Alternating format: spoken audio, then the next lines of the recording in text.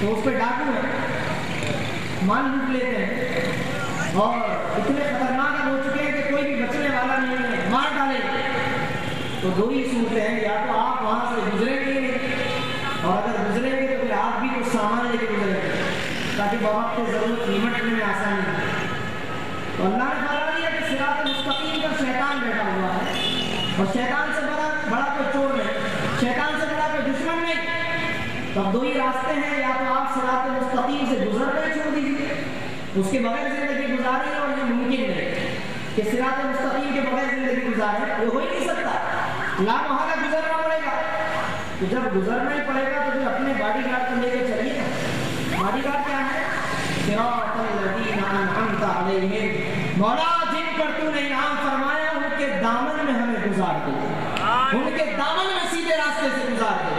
تو سیدھے راستے پہ چور بھی بیٹھے ہیں، الذین انعمت علیہم بھی بیٹھے ہوئے ہیں۔ تو جس نے الذین انعمت علیہم کا دامن تھام لیا، شیطان اس کی طرف میلی آنکھ بھی نہیں اٹھا سکتا ہے، اور جس نے الذین انعمت علیہم کو چھوڑ دیا ہے، سمجھ لو کہ اس نے شیطان کے ہاتھ میں اپنا ہاتھ دے دیا۔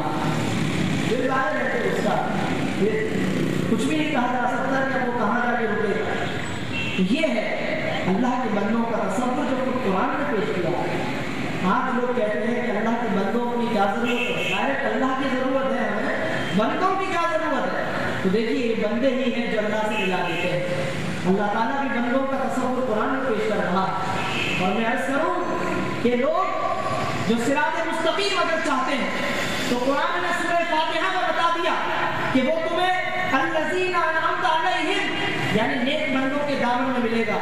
اور اب اس سے آگے بڑھ کر اگر میں عرض کروں تو قرآن کی روشنی میں یہ حقیقت ہمارے سامنے آتی ہے کہ صراط مستقیم کے بعد اگر تمہیں جنت بھی چاہیے تو وہ بھی انہی بندوں کے پاس ملے گی۔ یہ بات آپ نوٹ کریں، صراط مستقیم کے بعد اگر جنت بھی کسی کو چاہیے تو اللہ نے جنت بھی اپنے بندوں کے دامن میں چھپائی ہوئی۔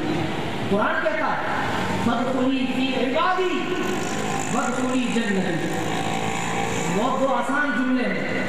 فادخلی فی عبادی، فرمایا پہلے میرے بندوں میں آ جاؤ، میرے بندوں کے دامن میں آ جاؤ، وادخلی جنتی، پھر میری جنت میں آ جاؤ۔ تو قرآن بھی کہتا ہے، قرآن کی ترتیب بتا رہی ہے کہ پہلے بندوں میں آنا پڑے گا پھر جنت میں آئیں گے۔ اب ذرا پوچھئے ان لوگوں سے جو ڈائریکٹ جنت کی طرف بلاتے ہیں، جو بدخلی جنتی کے تو قائل ہیں اور فدخلی فی عبادی کی کوئی اہمیت نہیں، ان سے ذرا پوچھیں کہ بھائی یہ قرآن کی ایک آیت پر ایمان اور یہ ایک آیت کی سے ذرا کترانا، یہ کون سا ایمان ہے؟ تو ظاہر ہے کہ کوئی جواب نہیں ہے۔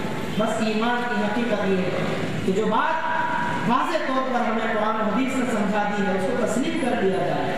اب یہ کتنی صاف لفظوں میں قرآن نے حقیقت سمجھا دی کہ میری جنت میرے بندوں میں چھپی ہوئی ہے۔ فادخلی فی عبادی، میرے بندوں میں داخل ہو جا، وادخلی جنتی، اور میری جنت میں داخل ہو جا۔ تو بندوں میں اللہ نے پہلے کیوں ذکر کیا؟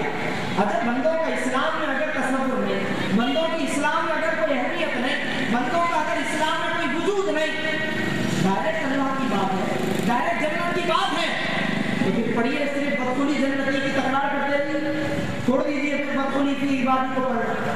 ظاہر ہے کہ ایسا نہیں ہو سکتا ہے۔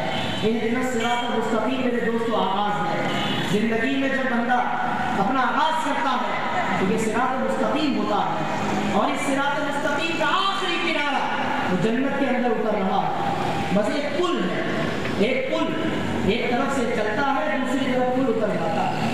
یہ پل صراط مستقیم کا یہاں سے چلا ہے، اس دنیا سے شروع ہوا ہے، اور اس کا دوسرا کنارہ جنت میں اتر رہا ہے۔ اب جو یہاں سے چلنا چاہے تو اہدنا الصراط المستقیم صراط الذین انعمت علیہم، جو چڑھنا چاہے گا تو بھی بندوں کے ساتھ جائے گا، اللہ کے بندوں کے ساتھ، اور جب اترنا چاہے گا تو فادخلی فی عبادی ہی کے دامن میں اترے گا۔ تو اب یہ اللہ نے تو اس کنارے سے اس کنارے تک اپنے بندوں کی حکومت دے دی صراط مستقیم پر، اور لوگ کہتے ہیں کہ اللہ کے بندوں کی کیا ضرورت ہے، یہ اولیاء کی کیا ضرورت ہے، یہ صالحین کی کیا ضرورت ہے؟ تو ذرا دیکھیے قرآن کتنی خوبصورتی سے یہ حقیقت سمجھا رہا ہے۔ صراط مستقیم کے دونوں کنارے اختیار اللہ نے اپنے بندوں کے ہاتھوں میں دیے ہوئے ہیں، اولیاء کاملین کے ثبوت کر دیے ہیں، لہٰذا جو ان کے دامن میں آ گیا بس سمجھ لیں کہ وہ صراط مستقیم کے دونوں کونے اس نے تھام لیے ہیں۔